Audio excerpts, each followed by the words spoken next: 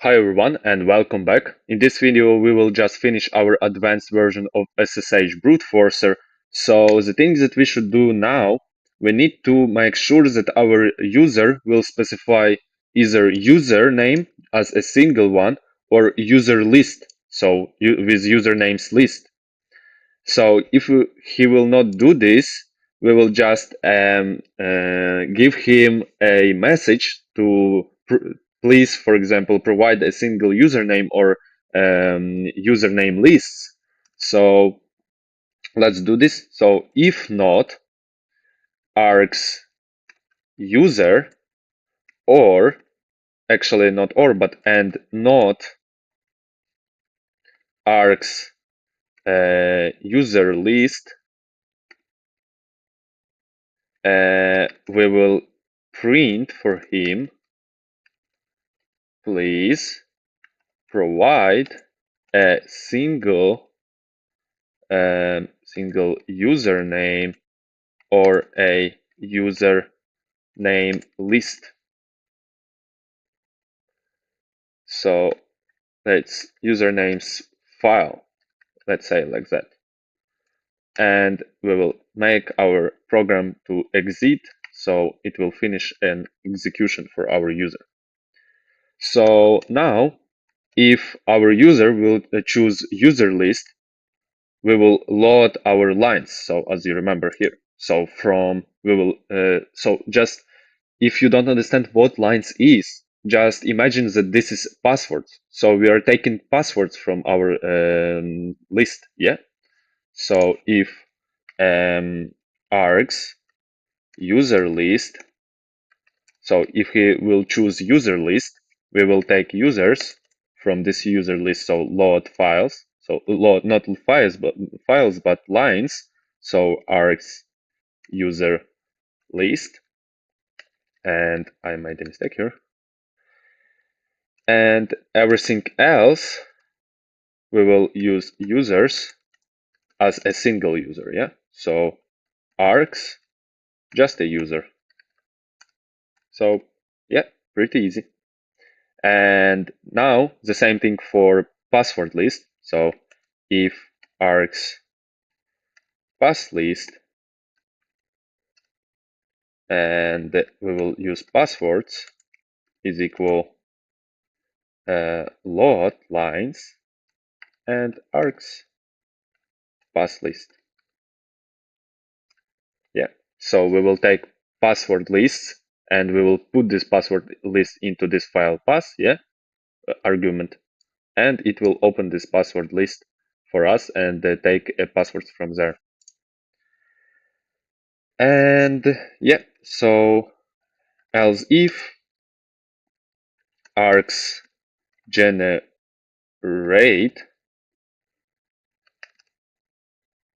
will use passwords and is equal generate passwords. So and we will give here arguments args min length, args max length, and args chars, like that. So everything else, print please provide a password list or specify to generate passwords, like that. So and so system exit with error 1, so it will exit from our program and it will stop our program. So last thing that we will do, if args password list, here we will print f before and here plus user names to try, yeah, some information for our user, and we will make length and users. So like that, and we will print f here plus passwords and I triple s here to try and the same length of passwords. So yep, everything else we will print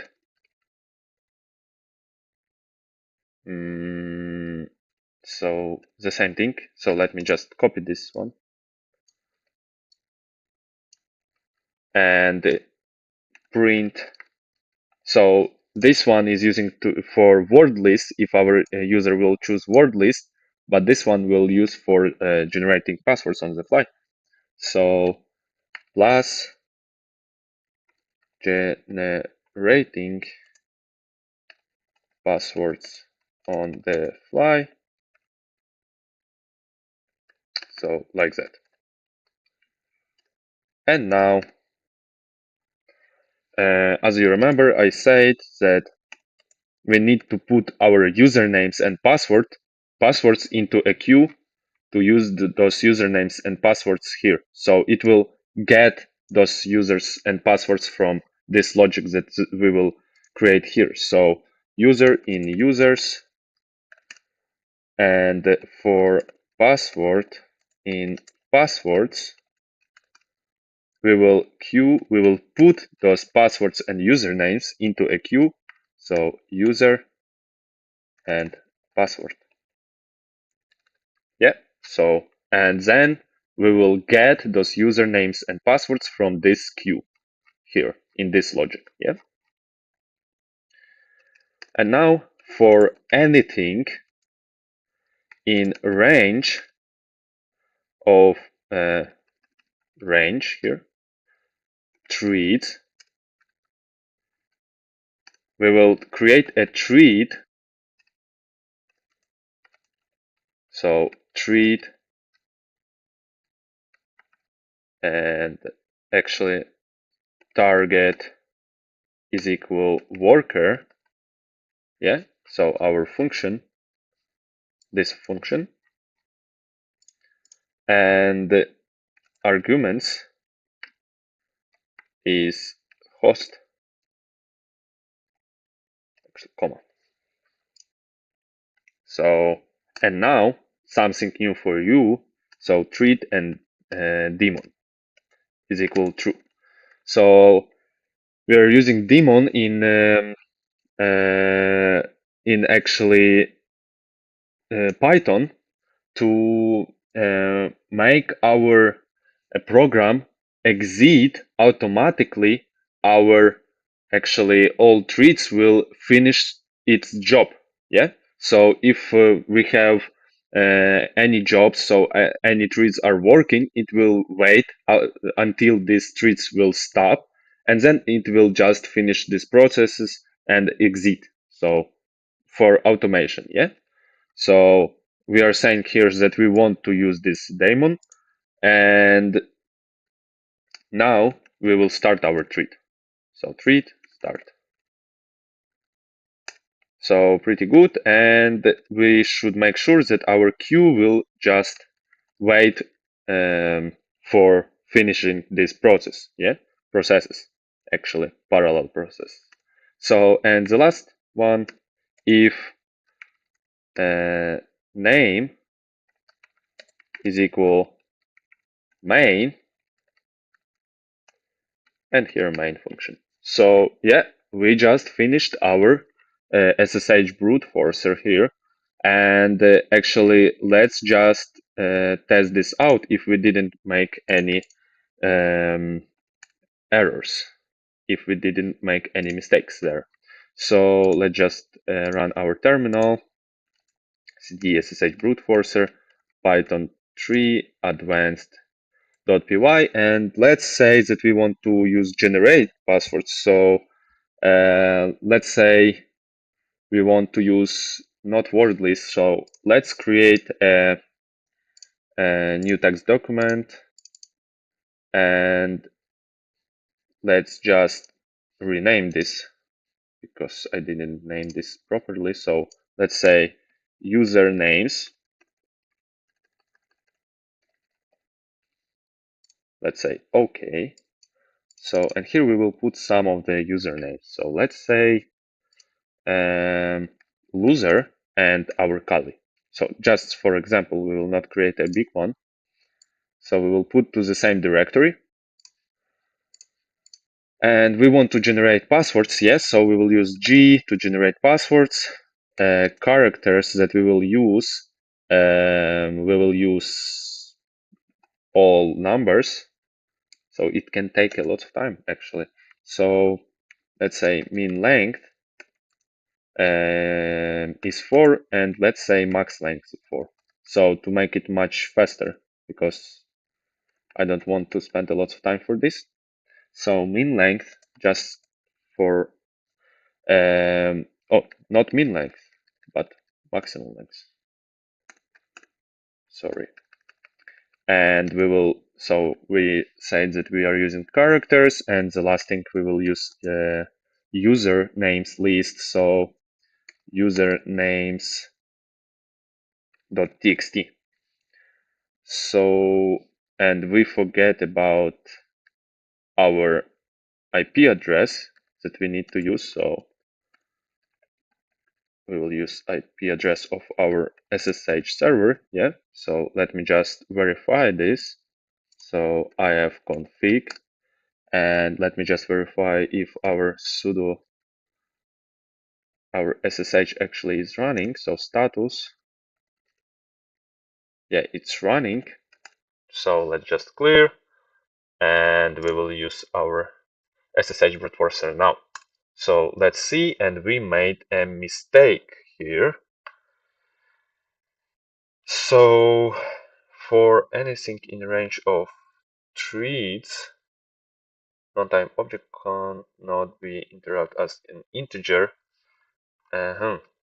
So I am back, and actually the problem is that I just forget about these threads. So actually we need to say that default threads are, so for example 4. So if our user will not actually prevent here or specify here threads that he wants to use, it will use by default 4. So, and now it should work fine, I hope.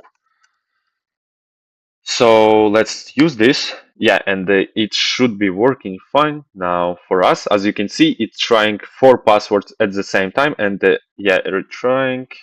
And because too many, it can actually find a lot of different errors because too many threads at the same time. So let's just clear this one. So we need to be really careful with this. So let's say 2 threads at the same time. So yeah, we need to change the directory. And let's just clear our terminal. So let's just try to use 2 threads at the same time, and it should work correctly now. I hope. Yeah, as you can see, it's not showing us any errors now, because in SSH, when you are using, and now it's trying to, as you can see, we have an error, so we're trying with the delay. So it will just wait this. Where is our delay? So as you can see, time sleep 60 seconds. So, and try again. So too many threads, and sometimes if our SSH server is not configured correctly, it will give us a lot of different errors. As you can see, it will wait like 60 seconds and try again. So hope to see you in the next video. Have a nice day, and bye.